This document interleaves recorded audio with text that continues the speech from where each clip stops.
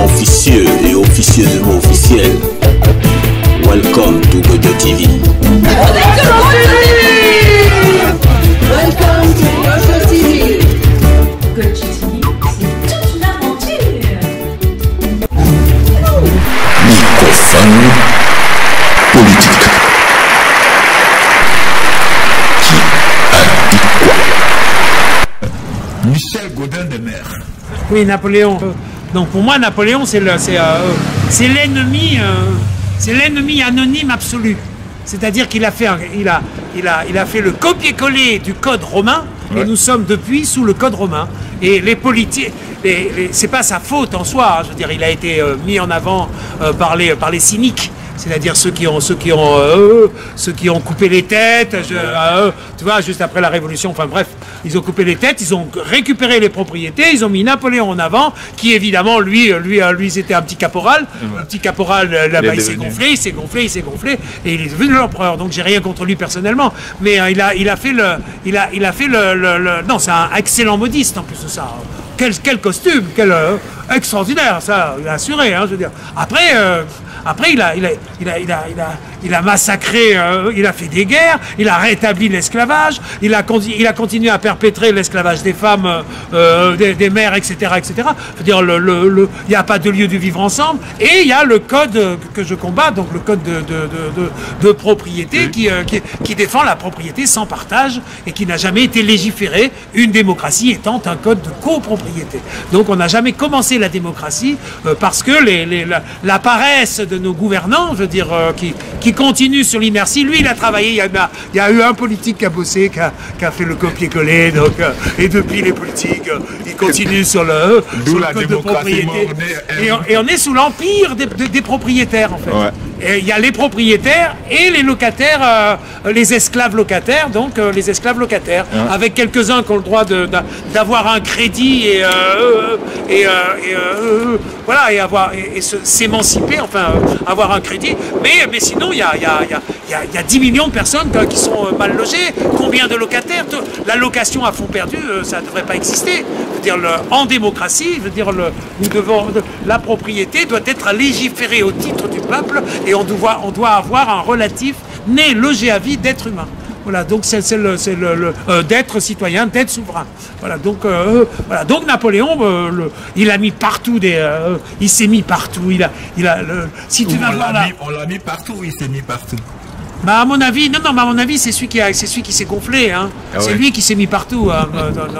Et après, on est dans une vie qui doit s'incarner. Ouais. Chacun individuellement, hein, tout le monde doit. Donc, pour l'instant, dans la mesure où ce que je demande, c'est-à-dire des lieux, le corps d'état des artisans poètes, c'est-à-dire ceux qui œuvrent à la vie universelle laïque, c'est-à-dire à la vie de la poésie. Donc, pour l'instant, ça n'a pas été créé. Il y a eu des tas de poètes qui ont existé, Molière, enfin, en fait, tout ce qui fait l'humanité, ce sont les poètes, mais le corps reconnaissant que c'est une faculté d'humanité qu'il faut mettre à l'existence et épanouir, n'a jamais été créé. On n'a pas commencé. Donc le logement pour tous, qui est la base du commencement de l'humanité, que les Nations Unies devraient exiger à tous leurs États membres. Tous les États membres devraient commencer par, comme dit l'abbé Pierre, gouverner, c'est d'abord loger le peuple. Ils n'ont pas commencé. Donc voilà, tous les États membres devraient exiger à tout l'ONU et faire après le corps religieux, au sens du mot religieux, ça veut dire ceux qui relient. Il faut comprendre que le religieux, les politiques sont des religieux. Et normalement, ils travaillent à relier. Le religieux n'est pas automatiquement théocratique. C'est pas Dieu, c'est pas religieux, c'est pas... Voilà. Le religieux, c'est ceux qui relient. Le politique, normalement, c'est le religieux des religieux. Il faut bien considérer ça. Voilà, voilà. Ouais, mais ça a changé de sens depuis, non? Non, et ça n'a pas été orienté vers Dieu. Le sens, c'est pas ça. C'est que le seul religieux qui existe jusqu'à présent, les seuls qui relient pour l'instant réellement, ben, ce sont les religions. Ouais. Bah ouais. Ce sont les seuls. Et le politique, pour l'instant, même Monsieur FI, là, il dit qu'il n'est pas religieux, alors qu'il l'est. Alors qu'il est un religieux.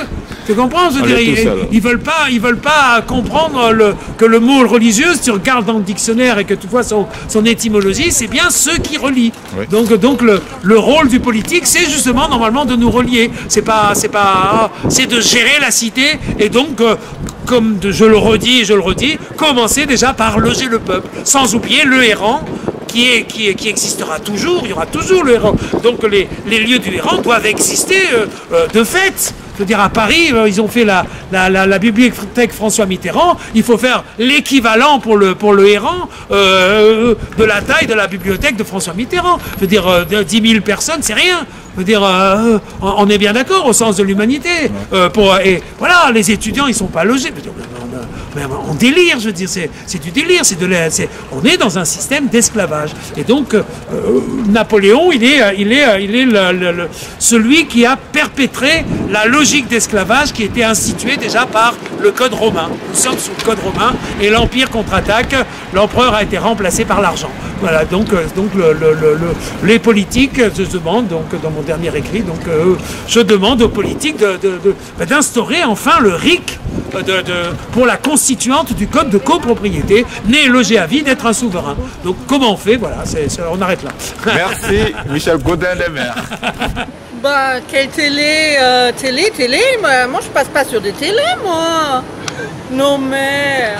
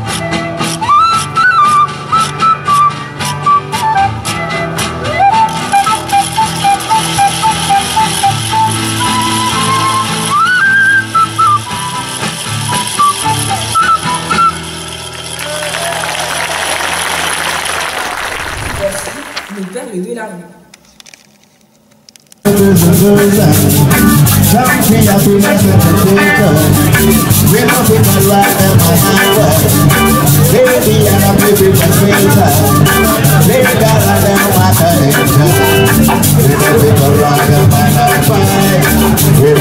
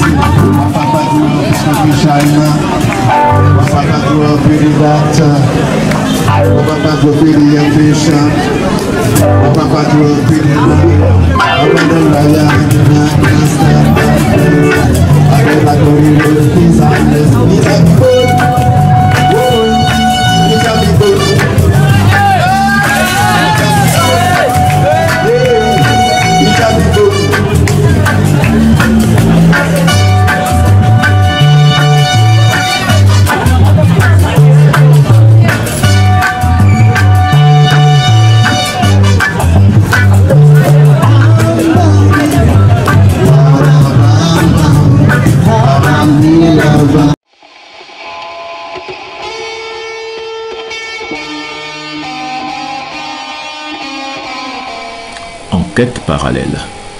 Aujourd'hui, Marion Bali nous parle de l'économie circulaire et du développement durable. Bonjour Marion, est-ce que tu peux nous parler un peu de ton travail et de toi-même? Oui, bien sûr. Donc je suis Marion Bali, je suis donc fondatrice et dirigeante du cabinet Dans l'air du temps, qui est spécialisé dans le développement durable et l'économie circulaire. D'accord. Et donc en fait, qu'est-ce que l'économie circulaire et le développement durable et qu'est-ce qui fait qu'on doit aller vers le développement durable et l'économie circulaire? Il y a plusieurs choses. On pourrait partir de divers constats, de chiffres clés. Aujourd'hui, il faut savoir que dans le monde, il y a 250 millions d'enfants entre 5 et 14 ans qui travaillent. Un autre chiffre impressionnant, c'est que 40% des espèces sauvages ont disparu en 40 ans. Et il y a la moitié des espèces actuelles qui risquent de disparaître d'ici la fin du siècle. Il y a 30% des réserves naturelles qui ont été consommées en 30 ans. Je ne sais pas si vous imaginez. Et au jour d'aujourd'hui, on est à un tonnage extrait de matières premières qui culmine à 62 milliards de tonnes. Donc c'est absolument édifiant. Et pour donner un exemple, on a l'indium qui rentre dans la constitution des ordinateurs. Il n'y en a plus que pour 10-15 ans. L'or, 10-15 ans. Le gaz, 65 ans. Des chiffres comme ça, il y en a plein. Il y a 1000 fois plus de produits chimiques utilisés dans le siècle. Enfin voilà, donc ces chiffres font un peu froid dans le dos, sont un peu anxiogènes. Faut effectivement arrêter avec ce qu'on appelle l'économie linéaire. L'économie linéaire, c'est quoi? C'est le fait qu'on extrait des matières premières, on fabrique des produits, on les consomme et on les jette. Et ce modèle, donc ça fait des déchets, ce modèle, il est tout simplement pas compatible avec le fait qu'il y a une finitude des ressources naturelles, elles ne sont pas infinies. Donc de fait, ce modèle d'économie linéaire, il va contribuer à la raréfaction des matières premières, il va contribuer à la fluctuation du prix des matières premières et il va aussi, en fait, entraîner l'épuisement des énergies non renouvelables. Donc, et c'est d'autant plus accentué avec la croissance démographique, hein, puisqu'on sera peut-être 9 ou 10 milliards en 2050. Donc, on a un modèle, pour résumer, qui fait travailler des enfants dans des pays comme la Chine, l'Inde, l'Afrique, etc. Voilà, et on a un modèle qui a une inégale répartition des richesses, c'est-à-dire qu'elle rapporte beaucoup à peu de personnes. Et on a un modèle qui épuise les ressources. Donc, à un moment, il faut se questionner, il faut changer de modèle économique. Et la question fondamentale, c'est comment on crée de la richesse économique, puisqu'on en a besoin de créer de la richesse économique, tout en limitant la consommation de ressources et tout en étant plus responsable. Donc c'est comment on crée de la valeur ajoutée pour tout le monde, en fait. C'est ça. Et bien, pour ça, il faut changer de paradigme. Il faut aller vers une économie fondée sur ce qu'on appelle sur les 3 R. On réduit, on réutilise, on recycle, qui va viser en fait le découplage entre la consommation de ressources et la croissance économique, en fait. Et en fait, c'est le modèle de l'économie circulaire. Qu'est-ce que l'économie circulaire et non plus linéaire? C'est un modèle économique qui permet de proposer des biens et des services tout en limitant la consommation de ressources, le gaspillage des matières premières, qui permet de réduire les impacts sur l'environnement et de refermer le cycle de vie des produits. Donc ça se base sur un principe de Lavoisier qui dit que rien ne se perd, rien ne se crée, tout se transforme. Donc en fait, on part des écosystèmes naturels, on s'en inspire de la nature. Dans la nature, les nutriments ils retournent à la terre, dans la nature, les matériaux circulent, les déchets d'une espèce ils peuvent constituer la nourriture d'une autre, enfin les déchets sont des ressources en fait. Et donc l'économie circulaire c'est ça, c'est une économie qui est sobre en ressources naturelles et en ressources non renouvelables. C'est une économie qui est sobre en carbone, sobre en énergie, et qui permet, en fait, d'être une économie du territoire local et qui crée de l'emploi. C'est ça l'économie circulaire. Alors voilà, c'est bien d'en parler, mais qu'est-ce qu'on a comme exemple d'entreprise? C'est ce que j'allais dire. Alors voilà, les exemples d'entreprise. Je vous donne un premier exemple qui est une association à Arcachon, qui en fait récupère les pots de pêche, les pots usagés des poissons de pêche, qui les tannent, non pas avec du cuir, mais avec un mimosa, qui est une espèce invasive locale dans l'écosystème, donc ça arrange l'écosystème, et du coup ils en font des sacs. Et ils insèrent aussi des personnes en difficulté, donc il y a un mécanisme d'insertion par le travail. Donc il y a des bénéfices économiques, il y a des bénéfices sociaux et il y a des bénéfices environnementaux. Un autre exemple, on peut prendre l'exemple de Malongo. Malongo qui fait du café. Malongo, il a développé, pour lutter contre l'obsolescence programmée, tout le monde entend parler de l'obsolescence programmée, les produits qui n'arrêtent pas de tomber en panne et qui ne durent pas longtemps, et bien eux, ils proposent une machine pour le café qui est réparable à l'infini. Donc en fait, cette machine, elle s'appelle Eco, et en fait, cette machine, elle comporte un minimum de matières différentes. Elle est, en fait, ce sont des clips qui sont assemblés et qui sont démontables et remplaçables facilement. Il y a un minimum de matière et un minimum de métaux. Et donc voilà, c'est une machine qui est réparable à l'infini.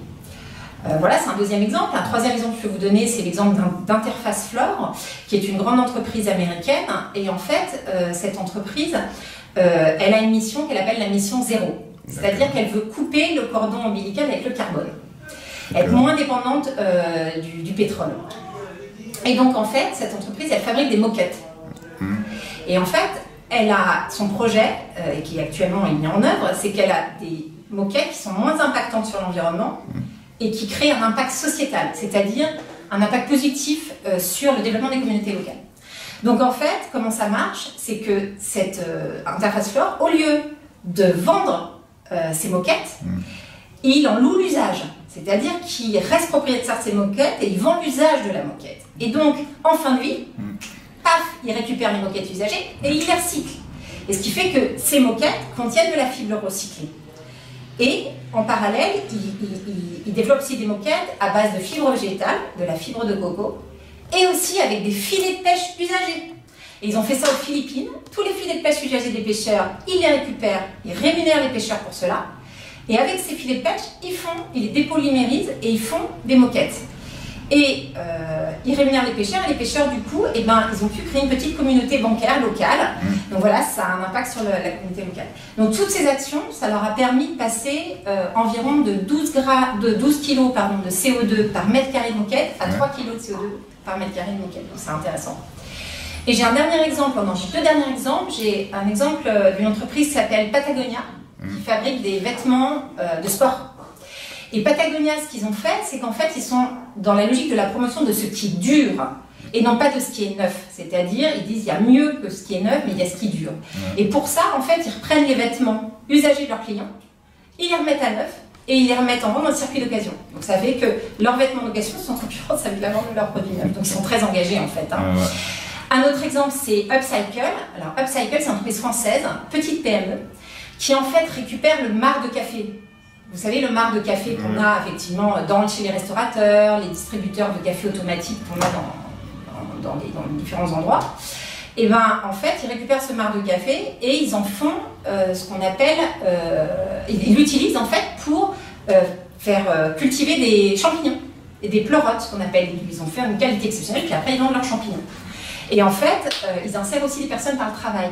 Donc, ils valorisent 2 tonnes de marc de café par semaine, ça fait 500 000 tasses. C'est énorme. Donc, pareil, bienfaits sociaux, bienfaits économiques, bienfaits environnementaux. Donc voilà, l'économie circulaire, c'est un premier aspect qu'on a vu, mais le développement durable dans tout ça. Et bien en fait, l'économie circulaire fait partie du développement durable. Le développement durable, c'est encore plus large. C'est un modèle de développement qui pose la question de dire comment est-ce qu'en fait on répond aux besoins des générations actuelles sans compromettre la capacité des générations futures à répondre à leurs besoins, en fait. Donc on pense à nos enfants, à nos petits-enfants. Et en fait, ça peut se faire qu'en conciliant 3 piliers. L'efficacité économique, il en faut, l'équité sociale et la préservation de l'environnement. Donc on trouve un équilibre entre les 3 piliers. Donc concrètement, moi j'accompagne les entreprises. Donc qu'est-ce que ça veut dire pour les entreprises? Pour les entreprises, en fait, c'est ce qu'on appelle les principes de RSE, de responsabilité sociétale des entreprises. Qu'est-ce que ça veut dire, responsabilité sociétale des entreprises? Ça veut dire concrètement que les entreprises, elles vont travailler à la fois sur l'économie, la rentabilité économique, donc des produits et des services qui intègrent les principes de développement durable. Elles vont travailler sur la préservation de l'environnement, donc à la fois en amont sur la consommation de ressources, pour en fait diminuer leur consommation d'eau, d'énergie, de matières premières, et puis en aval sur les rejets. Moins de déchets, moins d'atteinte à la biodiversité, moins de bruit, moins de pollution de l'air, l'eau, les sols, etc. Et puis troisième axe, elle travaille en interne, chez elle, dans l'entreprise, sur l'équité sociale. Donc là, c'est la gestion des ressources humaines, une politique sociale avancée, équité entre les salariés, bonne rémunération, bonne protection de la santé des collaborateurs, évolution des compétences, etc. Et puis il y a l'équité sociétale. Et qu'est-ce que c'est que le sociétal? C'est l'entreprise qui est acteur dans le développement économique de son territoire, c'est-à-dire qu'elle est ancrée dans un territoire, et c'est comment elle fait appel à des fournisseurs et des sous-traitants locaux de proximité, comment est-ce qu'elle a des partenariats avec des associations, comment est-ce qu'elle a des partenariats avec les collectivités, avec les écoles, comment elle fait du mécénat, voilà, c'est tous ces sujets-là. Donc, finalement, pour l'entreprise, c'est quoi? C'est de viser le long terme et l'équilibre entre les 3 piliers. Voilà. Donc ça, c'est le développement durable et la responsabilité sociétale de l'entreprise. Mais la question, c'est qu'est-ce qui fait que les entreprises, elles s'engagent en fait dans le sujet? Pourquoi? Il y a plusieurs facteurs. Il y a d'abord le fait que la réglementation s'accélère. Il y a des réglementations en environnement, sur le social, sur l'économie, qui fait que les entreprises sont obligées de les prendre en compte et donc d'aller vers le développement durable et la RSE. Il faut savoir que les entreprises aujourd'hui qui ont plus de 500 personnes sont obligées de faire un rapport sur le développement durable et de dire comment elles prennent en compte ces problématiques dans leur entreprise. Donc voilà, la réglementation s'accélère. Ensuite, il y a les attentes sociétales. Qu'est-ce que sont les attentes sociétales? Les attentes sociétales, ça veut dire qu'on a de plus en plus de consommateurs. Les consommateurs deviennent acteurs de leur consommation. Ils veulent des produits sains, ils veulent des produits qui respectent leur santé, ils veulent des produits bons pour l'environnement. Et ça, c'est de plus en plus. Toutes les enquêtes le montrent. Il y a ce deuxième facteur, et puis il y a encore deux autres facteurs. Le troisième facteur, c'est l'attente des clients. C'est-à-dire que les entreprises, elles ont l'attente de leurs clients en matière de développement durable. C'est des grands donneurs d'ordre privés et publics. Ils leur disent qu'est-ce que vous faites en matière de développement durable. Donc ça, c'est vraiment une impulsion forte pour faire que les PME s'engagent dans la démarche. Et puis la quatrième chose, c'est la volonté du chef d'entreprise tout simplement. Pourquoi? Parce qu'il peut avoir des enfants, des petits-enfants, donc il est touché. Et puis aussi parce qu'il se rend compte qu'il peut lier business et développement durable, et que pour lui, ça peut être source de performance globale pour son entreprise. En fait. Voilà pourquoi il s'engage globalement. Effectivement, on peut se poser la question, il s'engage, mais c'est quoi les bénéfices? Et il y a des exemples d'entreprises en fait.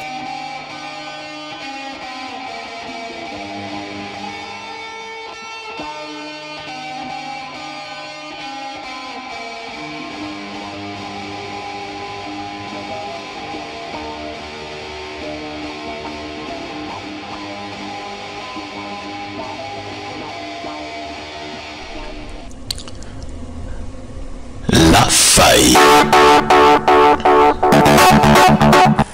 Bonjour. On a parlé sans cesse, on a parlé. Et au final, rien à l'horizon. Que faire? Bienvenue à Transmission, le journal officiel des www.web. La Cour. L'important n'est pas seulement de parler, mais aussi d'écouter. Écouter permet de détecter les égos créateurs des cauchemars à la place des rêves. Abus de confiance. Merci. À bientôt pour une autre idée. Au revoir.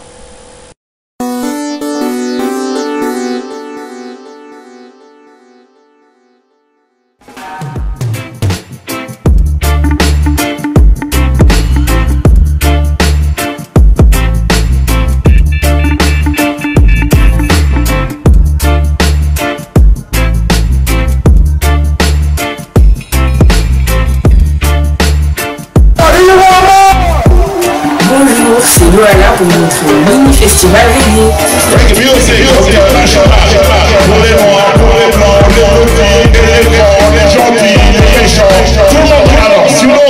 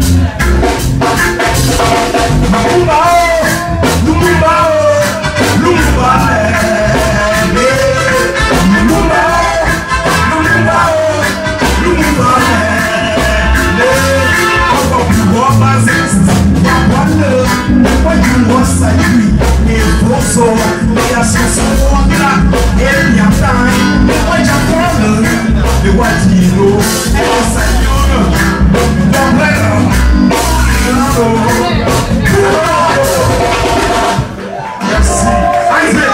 Merci à tous les amis. Merci à sa jeunesse. Représenté par Passamouka. Bonjour. Mais toi, tu viens aux États-Unis? C'est ça. Ok. Je suis en Californie. En Californie, ok. Moi, je te connais ici un peu depuis un certain temps maintenant. Donc, tu es dans le mouvement reggae, rasta. Vu de loin, qu'est-ce que tu penses du mouvement reggae, rasta?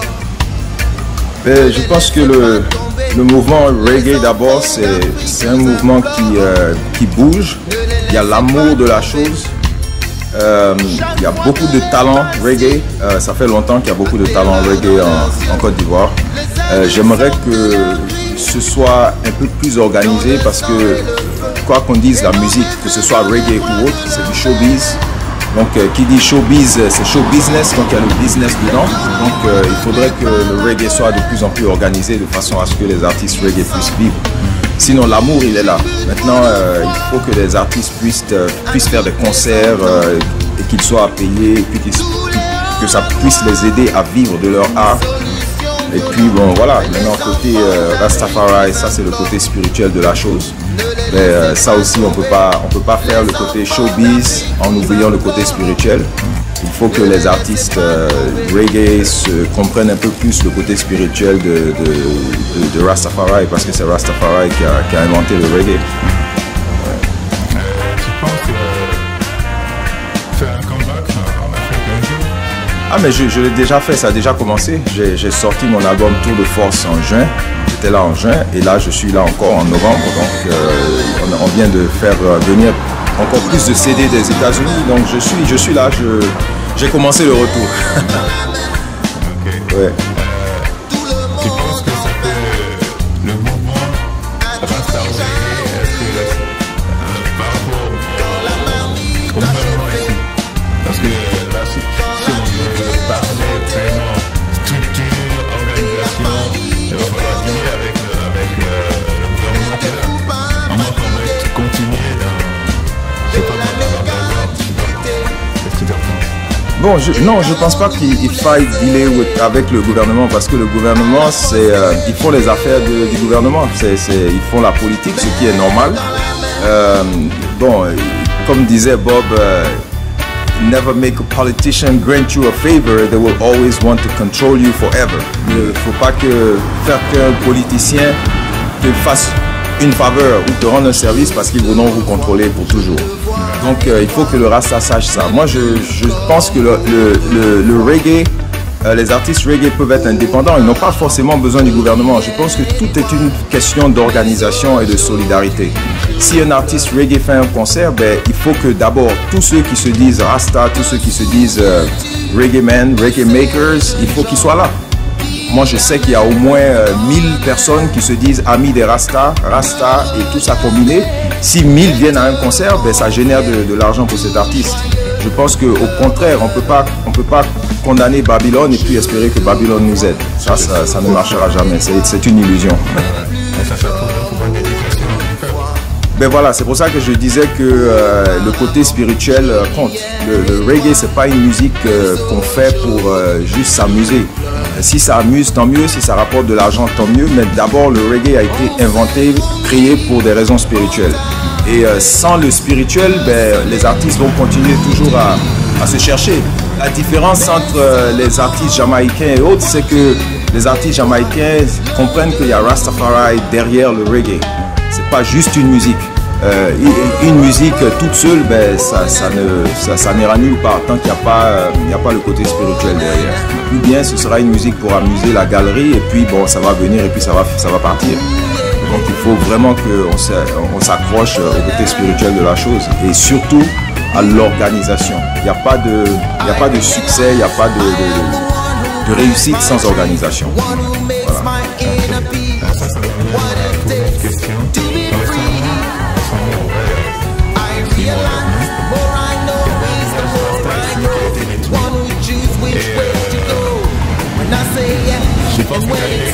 Oui. Alors, comment est-ce que tu as reçu cette nouvelle-là?